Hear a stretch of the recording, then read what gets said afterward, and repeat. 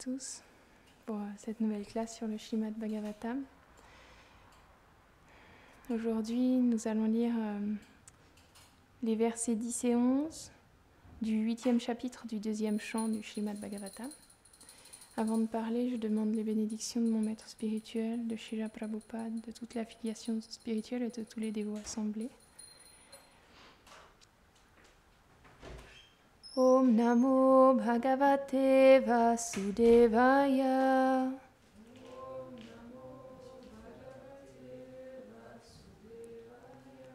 Om Namo Bhagavate Vasudevaya.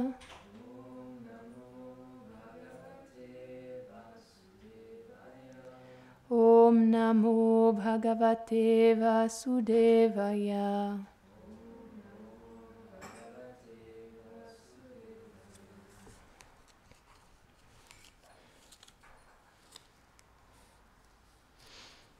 Donc, je vais lire le 10 seul et on le dira le 11 ensemble. Sachapi yatra purusho vishvasti tyobda vapyaya muktva mayam mayesha shete sarva guha shaya. Le Seigneur suprême, qui est le maître de l'énergie matérielle et le contrôleur interne de tous les êtres, lui de qui procède la création, le maintien et la destruction de l'univers, engage sa puissance externe dans tous ses actes, en la mettant en action à travers son simple regard. Veuille m'expliquer où le Seigneur se repose, libre du contact avec son énergie matérielle, après la création. Purushavaya verloka Sapala purva kalpita Loker amushya vayava Sapaleriti shushruma. Nous avons entendu de ta personne que les différents systèmes planétaires avec leurs déités qui les gouvernent étaient conçus dans les membres de ce Virat Purusha. Mais il a été aussi expliqué qu'ils sont directement ses membres. Comment ces contradictions peuvent-elles être conciliées ? Commentaire. Ces questions indiquent que Shukadev doit expliquer comment la forme du Seigneur que Brahma vit est différente du corps que l'âme conditionnée obtient.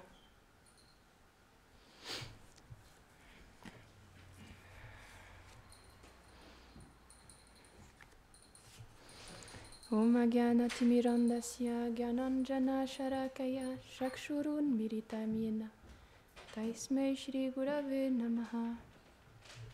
Shri Krishna Chaitanya Prabhu Nityananda Shri Advaita Gadadhara Shri Vasari Gora Bhakta Vrinda. Hare Krishna Krishna Krishna Hare Hare Hare Rama Rama Rama Hare Hare. Vrindaye Tulasi Devyaye Priyaye Keshavasyacha Krishna Bhakti Pradedevi Satyavatye Namo Namaha. Vancha Kalpa Tarubhyascha Kripa Sindhubhya Evacha Patitanam Pavanebhyo Vaishnavebhyo Namo Namaha. Namam Vishnupadaya Krishna Preshtaya Bhutare Shrimate Bhaktivedanta Swaminiti Namine. Namaste Sarasvate Deve Gauravani Pracharine Nirvishesha Shunyavadi Paschatya Reshatarine.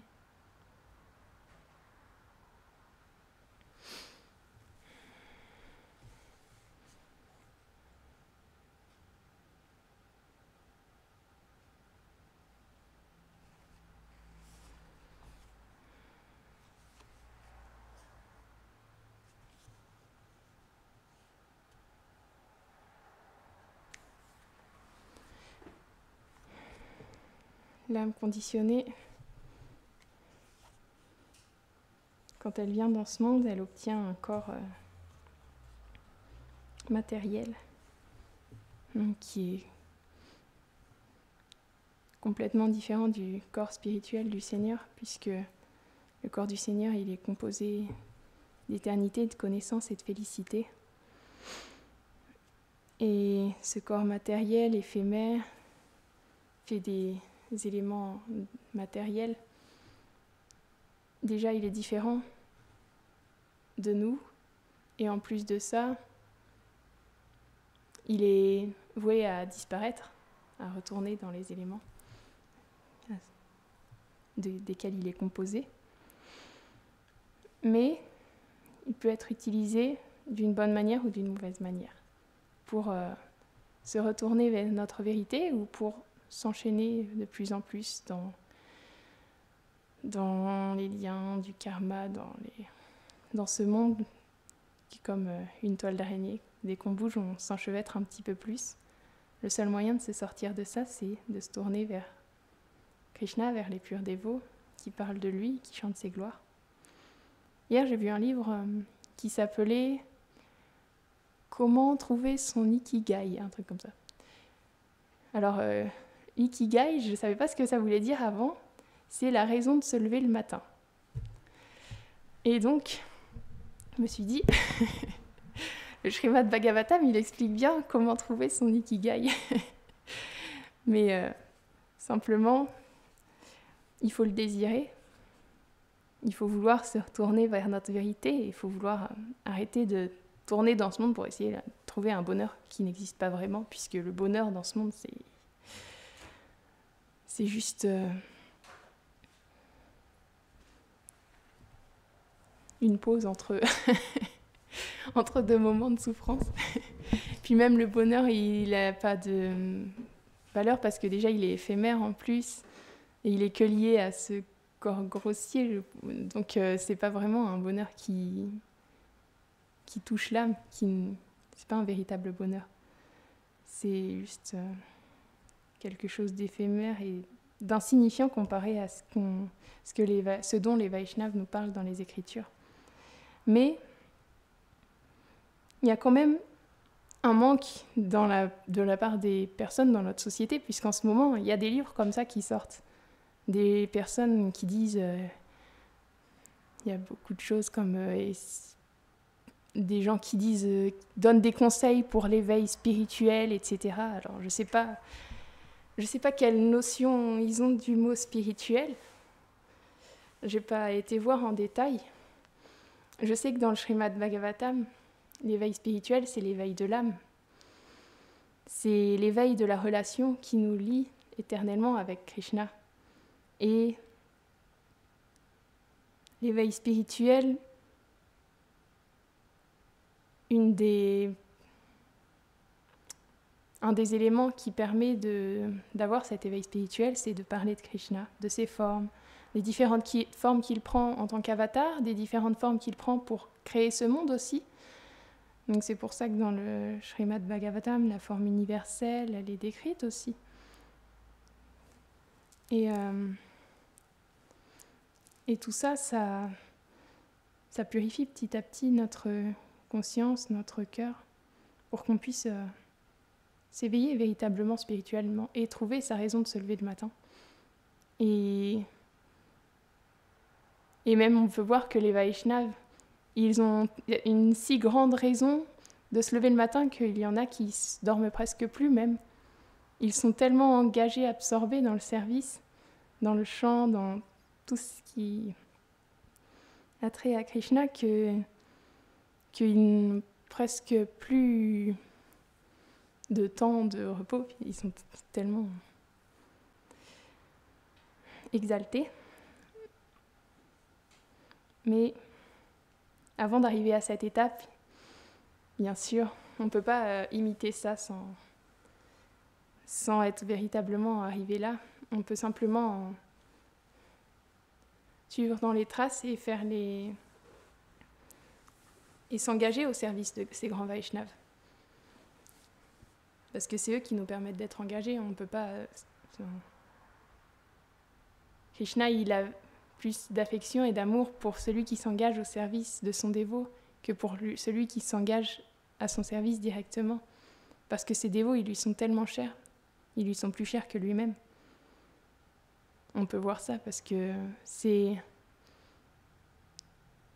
on est pendant le mois de Damodar en ce moment, et on peut voir qu'il a tellement d'amour pour ses dévots que Mère Yashoda, elle arrive à l'attacher sans problème. Enfin, et il est complètement soumis à son amour, à celui de Nanda Maharaj, à tel point que même quand il va à Mathura par la suite, il pleure simplement pour retourner à Vrindavan, voir les chers habitants de Vrindavan qui sont tellement chers à son cœur. Et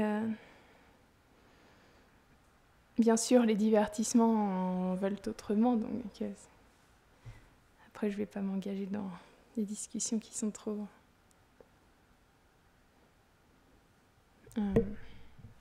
Parler de la séparation des habitants ou de Krishna, je pense que c'est un sujet très élevé que tout le monde ne peut pas aborder.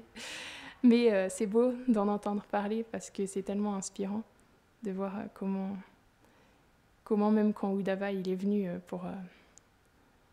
pour essayer de parler avec Nanda Maharaj et Mère Yashoda pour leur dire que Krishna c'était le Seigneur suprême et qu'il était partout présent et que du coup ils n'avaient pas... Comment Mère Yashoda et Nanda Maharaj ils étaient tellement absorbés dans la douceur de Krishna, dans cette relation, qu'ils ne pouvaient pas concevoir ça, ils étaient simplement absorbés dans le fait que Krishna ce soit leur enfant et rien d'autre.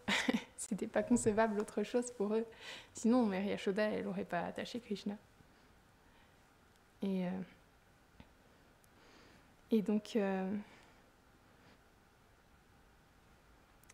quand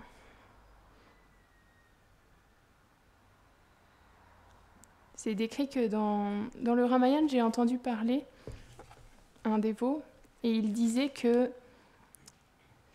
quand Dasharat, par exemple, il a accueilli Vishvamitra, et que Vishvamitra il lui a demandé d'envoyer Ram et Lakshman pour tuer Tataka. Donc il était vraiment dévasté parce qu'il les voyait juste comme deux adolescents, deux jeunes adolescents. Et à ce moment-là, il ne pouvait pas concevoir Ramachandra autrement que comme son cher fils.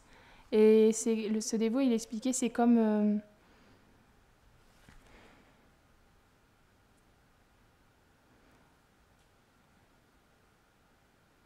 Oh mince, j'ai perdu ce que je voulais dire, je suis désolée. Bon, c'est pas grave.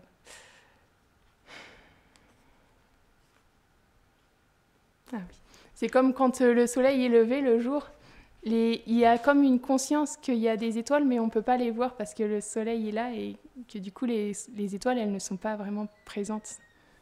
Et donc, c'est comme dans les divertissements de Ramachandra, en tout cas, c'est comme ça. C'est pas qu'ils ont complètement aucune conscience de sa divinité, mais la douceur de leur relation avec lui en tant que leur roi, leur fils, etc., ça éclipse tout. C'est ce que ce dévot expliquait en tout cas. Moi, je ne peux pas en parler plus que ça, mais donc il y a aussi cette relation de douceur dans le Ramayana. Et même si elle est pas autant qu'à Vrindavan, bien sûr, parce que Ramachandra, ça reste le monarque parfait, idéal, et donc il incarne vraiment la règle, l'étiquette. Et alors que Krishna, il vient voler dans les maisons des gopis leur cœur, enfin, le beurre qu'elles font avec tout leur cœur. Et il n'y a pas le même rasa, bien sûr, mais il y a quand même cet aspect de douceur qui est présent. À tel point que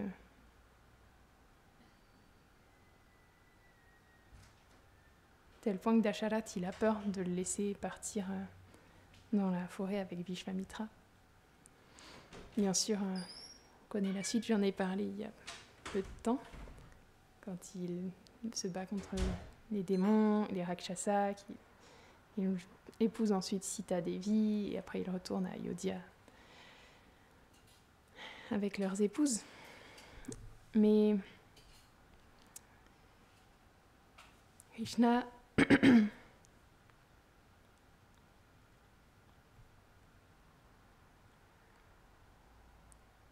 il réunit toutes ces contradictions en lui, et en lui ça fait aucune contradiction. Il est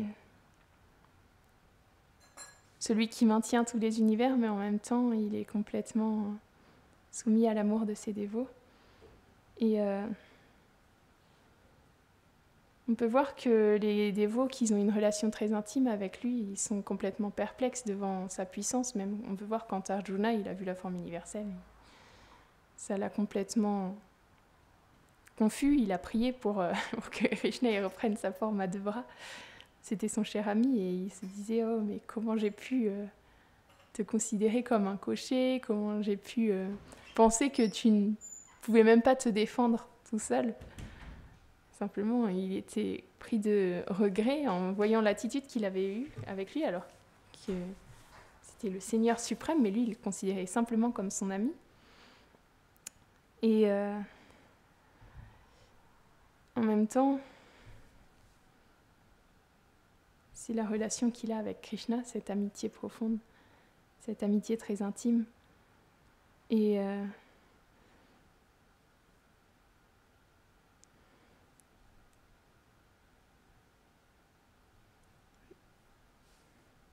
quand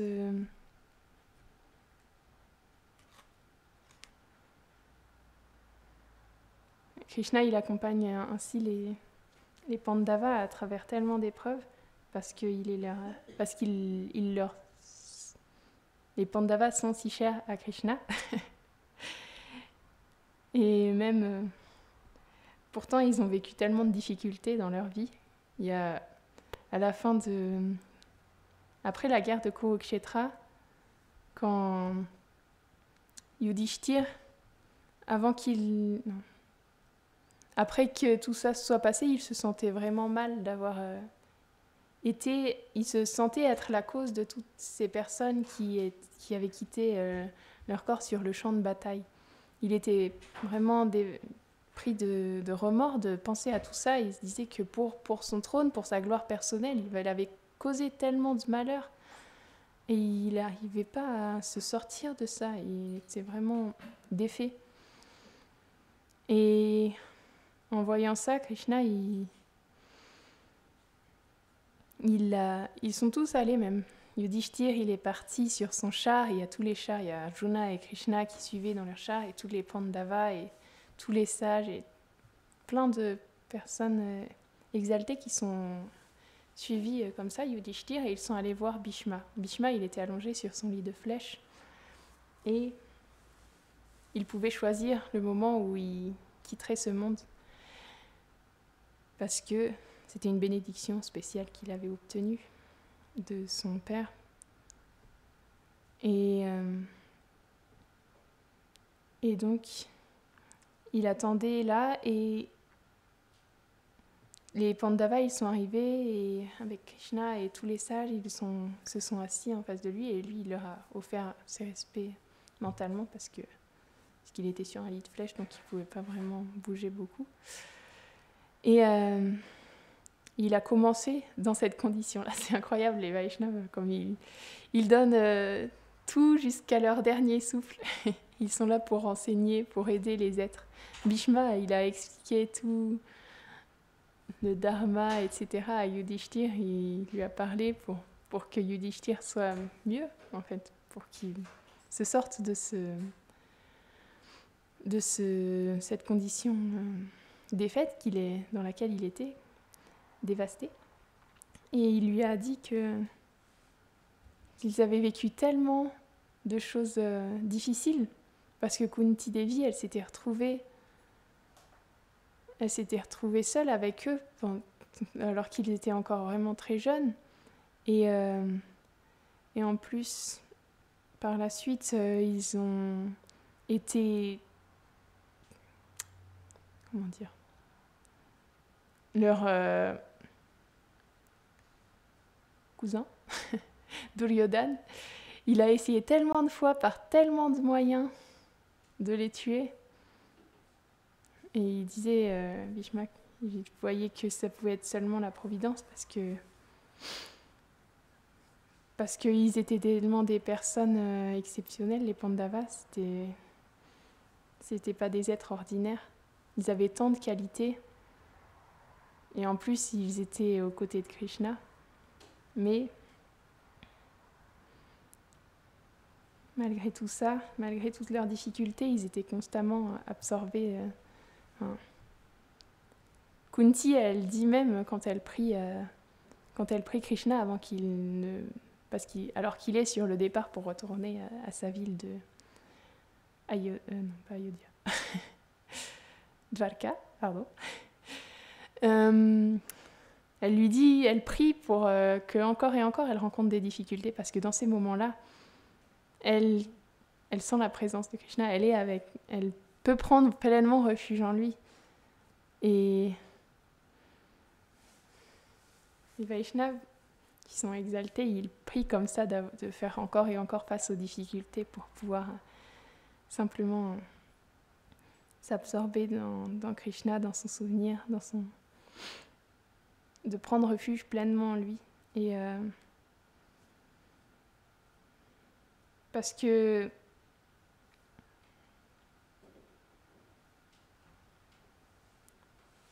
ça montre à quel point on peut tout engager. parce que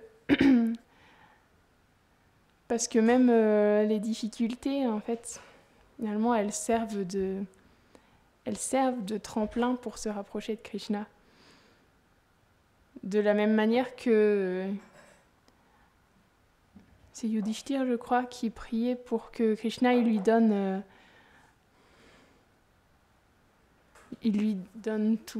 tellement d'opulence, parce que de cette manière, les gens ils pourraient voir à quel point s'engager au service de Krishna, ça donne tellement de choses, et ils pourraient développer ce désir-là aussi de servir Krishna. Et donc d'une manière, on peut engager le fait d'avoir tellement de choses, tellement d'opulence, tellement de confort matériel, on peut l'engager au service de Krishna. Et en même temps, on peut engager le fait d'avoir tellement de difficultés au service de Krishna aussi. Tout peut nous aider à se tourner vers lui. C'est comme... tout est une question de vision, en fait. C'est juste la manière dont on regarde les choses qui peuvent changer... qui peuvent changer la manière... La manière dont on voit les choses peut changer la nature de nos actions aussi, parce qu'on peut les voir soit comme des aides qui nous permettent de servir Krishna, soit on prend tout pour nous, et que ce soit le bonheur ou le malheur, à ce moment-là, c'est un frein. Bien sûr, c'est graduel, on entend parler encore et encore, et petit à petit, on apprend à le faire, on retrouve, par la miséricorde des Vaishnavas, cette capacité-là, mais on est sur le chemin. Et donc... ah mince, je voulais dire autre chose et je sais plus c'est quoi.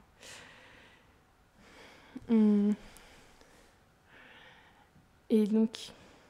Bhishma, à ce moment-là, il a comme ça parlé à Yudhishthir. Et à la fin, quand il y a le moment opportun qui est arrivé, il a fixé son regard, ses pensées sur Krishna, il a exalté et il est parti comme ça, fixé sur Krishna, en se souvenant comment dans la bataille... Krishna, il s'était rué vers lui et comment il avait pu, selon son désir, il avait pu se battre contre Krishna. Et même ça, c'est une relation d'amour. Même si c'est difficile à comprendre, parce que dans ce monde, la bataille, c'est pas une preuve d'amour. Mais avec Krishna, tout est une relation d'amour entre Krishna et ses dévots, et même le fait de se battre. On peut voir que même les grands démons qui sont venus... c'était des grands dévots, comme Rava, Hiranyakashipu. C'est des grands dévots qui ont pris ce rôle pour servir Krishna de cette manière. Donc même ça, c'est une relation d'amour.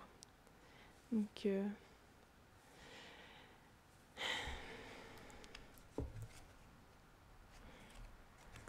pense que je vais m'arrêter ici.